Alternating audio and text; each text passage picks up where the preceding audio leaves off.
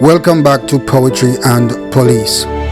My name is Evan Blake.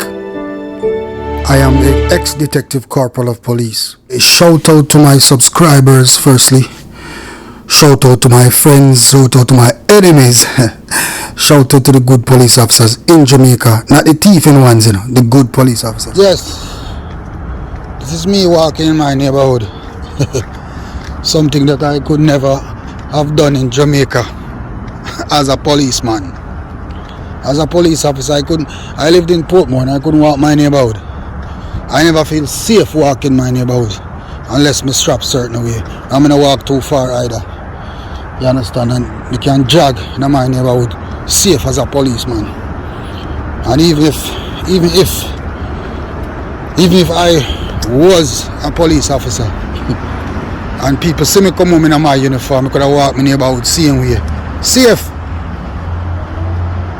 Now if you watch to see if nobody will pounce upon me.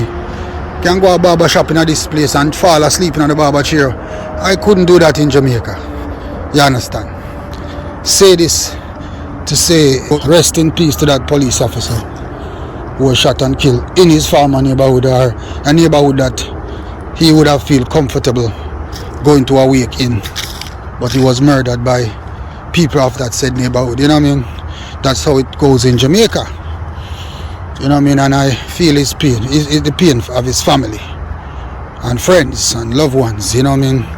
Because it's very hard to lose a loved one. You understand? Very hard to lose a loved one. My condolences goes out to the family of that policeman. You know what I mean? And but what pains me more, is that when a policeman is killed, it's like business as usual. If a policeman dies in a neighborhood, that neighborhood is supposed to be turned upside down for days until whosoever murdered that policeman is caught. You know what I mean? People are being murdered in Jamaica 24/7. But all I'm saying is that if you murder a policeman, it's an attack upon the country itself. It's an attack upon the nation. It's an attack upon the state. That the policeman is a representation of the state of Jamaica. The policeman is a representation of what's supposed to be good and lawful in Jamaica.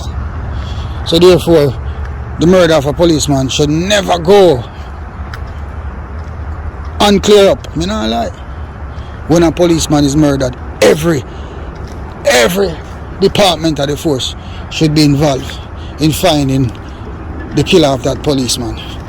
Because you can't have people attacking the state and get away with it. Because once you're attacking a policeman, you're attacking the state of Jamaica. And you're a terrorist. You see that? Criminals in Jamaica are terrorists. We don't classify them as gunmen and robbers and thieves anymore. We classify them as terrorists. So another policeman lost his life in a shootout in the Denham Town area.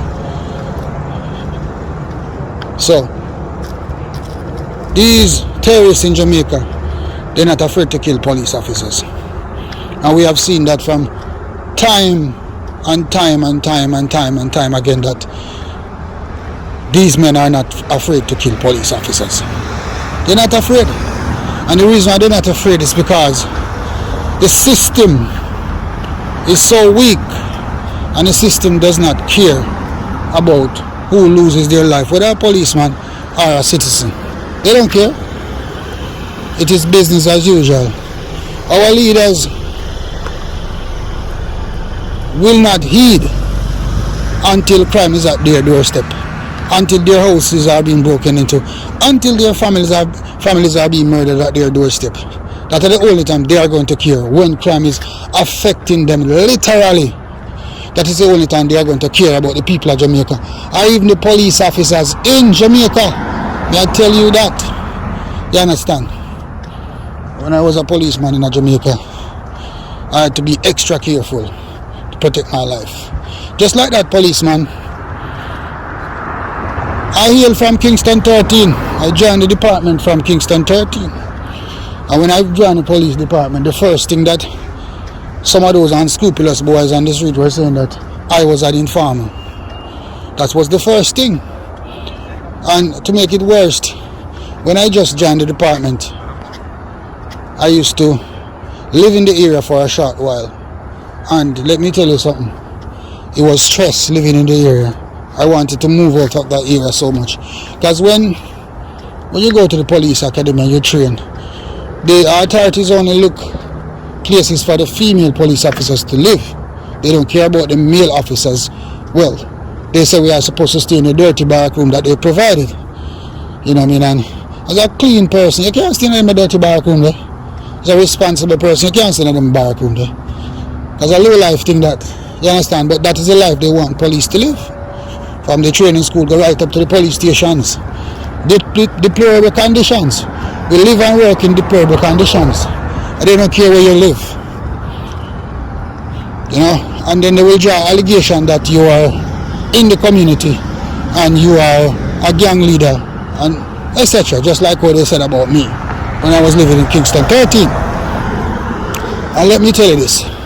Nights after nights, when I went home after doing my stint, I was stationed in Seaview Gardens. When I went home to Walton Park Road, where I was living for a short while while I was a policeman there. Everybody knew I was a policeman there.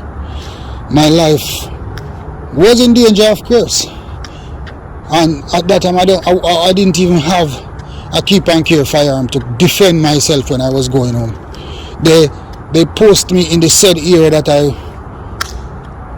came from, and nobody cared if I lived or died. I didn't have a weapon to defend myself. And let me tell you this. Like I said to you before, some boys were saying that I was an informer in the area because I was now a policeman, so nobody trusted me anymore.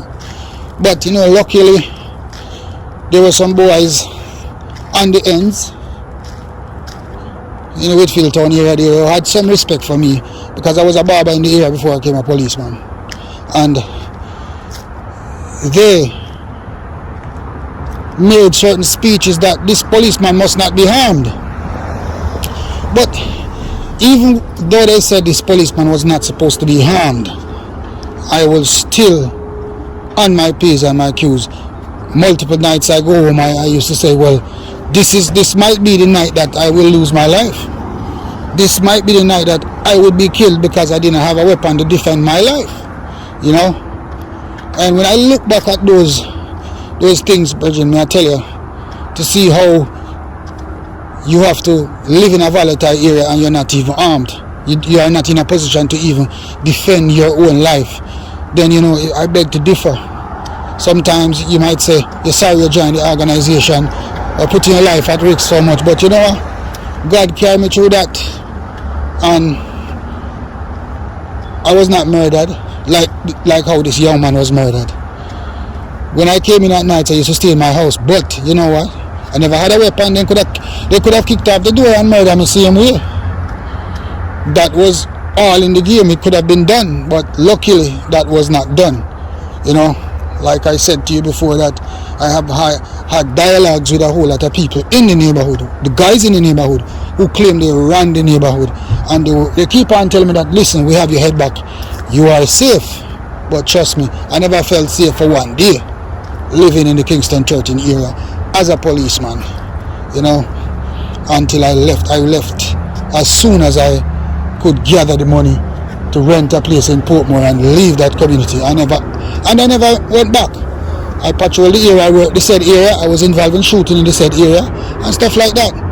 And people have threatened me from time and time again, and they talk a whole lot of stuff about talking about how you come from the area and you pressuring the man in the area and stuff like that. And they always say that, but you know what? That's why I'm saying that. That's what I know, that you have good people in ghetto communities.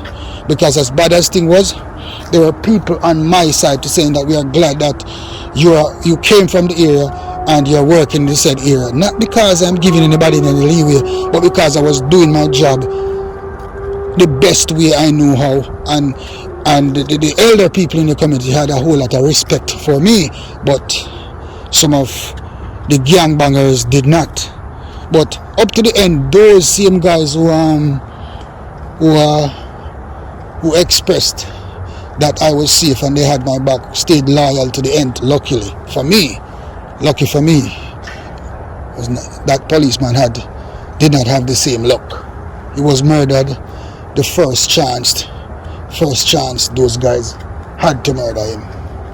So when I look back on the whole thing, I was lucky. Or how would I say, I was favored, highly favored, to have lasted in the neighborhood until I left without being killed.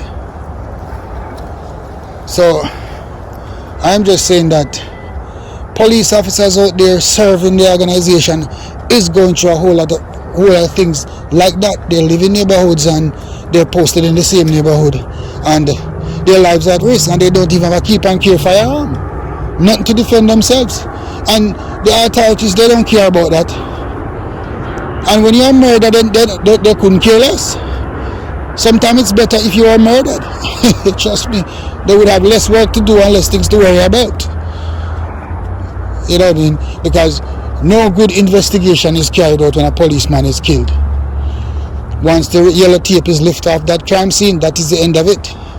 In most instances, nobody carries out intense investigation and turn the area upside down to find the killer of that policeman within a certain time. Within the first 48 or the first 96 hours. Nobody does, most of the time.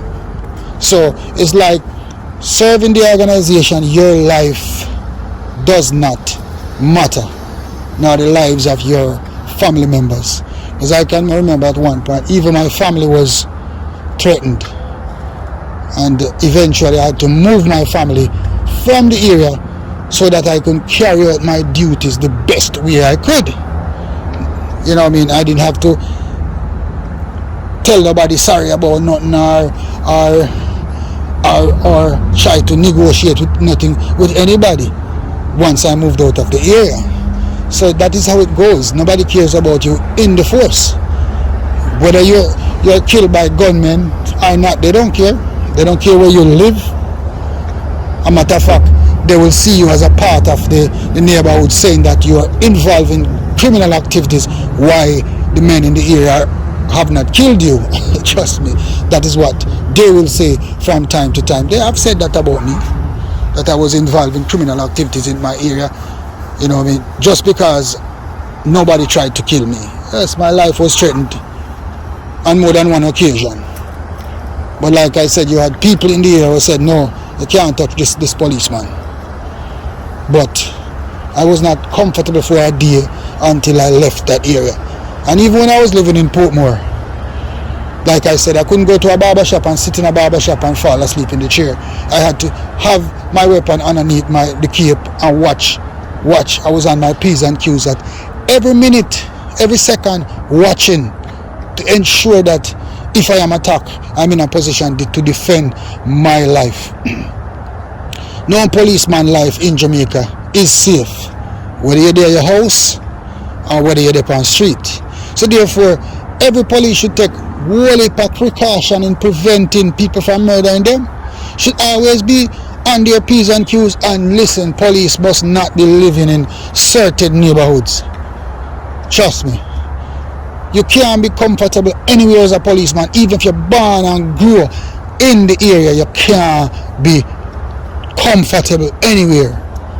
So now that policeman is murdered, investigation probably stopped already, and nobody cares if they caught the culprits or culprit that murdered the policeman. And that is the life of a policeman in Jamaica. The life of a policeman in Jamaica or a policewoman has no value whatsoever. You are not valued by your superiors, and it is not valued by the government of Jamaica. Because none of them care if a policeman lives or dies. If a policeman is murdered in any way possible, nobody cares. Because that is the system. We don't care about our police officers. We don't pay the police officers in Jamaica well, and we don't to ensure that they can live in certain neighborhoods. Like people always say, no, if you pay the police, then they'll stop being so corrupt and licky. But then again, you have some people, no matter the amount of money them get, greed is just greed. They will still want more, so they will still commit themselves or involve in corruption to get by, because some people are just like that. You have decent people who join the organization, who join the police department and turn into criminals, and you have people who come from volatile neighborhoods, were possibly involved in things before, and turn into a good person. You know what I mean? Because trust me, I know that there's a whole lot of police officers who comes from the ghetto who can attest to my story that, listen, we came from the ghetto, but we did not get involved in criminal activities while we were civilians, and even when we are police officers, we still maintain our character by not getting involved in certain criminal activities.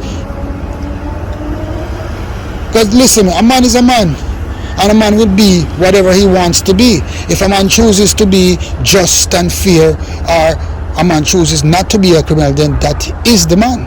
But if a man chooses to be a criminal, it does not care whether he's a police officer or a carpenter or a barber or whatever he might be. It does not matter. Once you have criminal intent, you just have criminal intent. So a man is just a man. And I'm saying that to tell you that even police officers are criminals too, but not all of them. There's good and bad in every society, in every organization, in every community. There's good and bad. But the thing is, you cannot generalize, because people love to generalize. Once one policeman do an illegal act, the whole Jamaica Constabulary Force is a criminal. That is how people see it. Once a policeman, one policeman does something illegal, then we tend to say all policemen are women are criminals. That is how we tend to address the situation.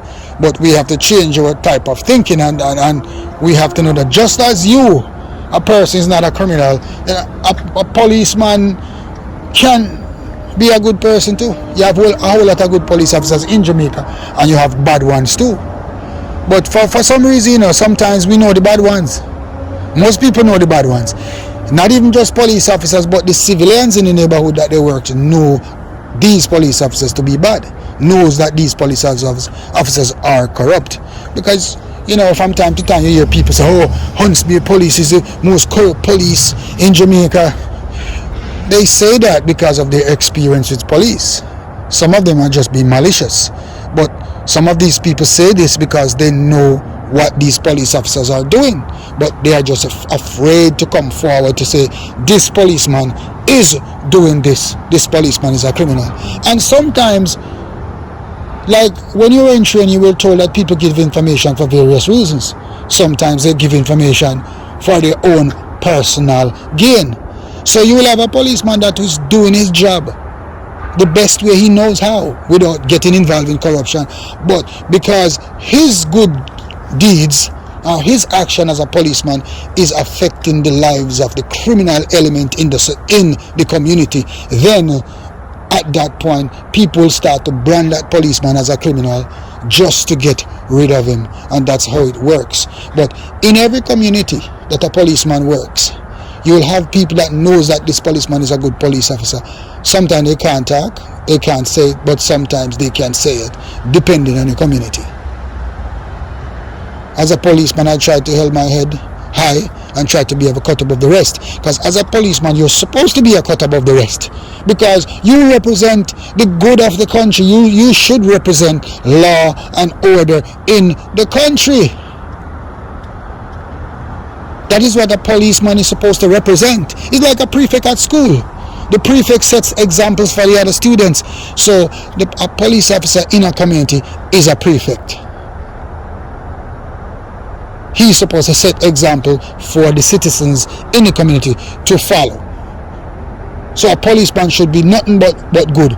But for some reason, some of us are very unscrupulous, and the reason being is we are so greedy, and we are not bent and working hard to gain what we want in life. We tend to want to take the shortcut by getting involved in criminal activities and getting involved with criminals in order to make that money so we can live a certain life.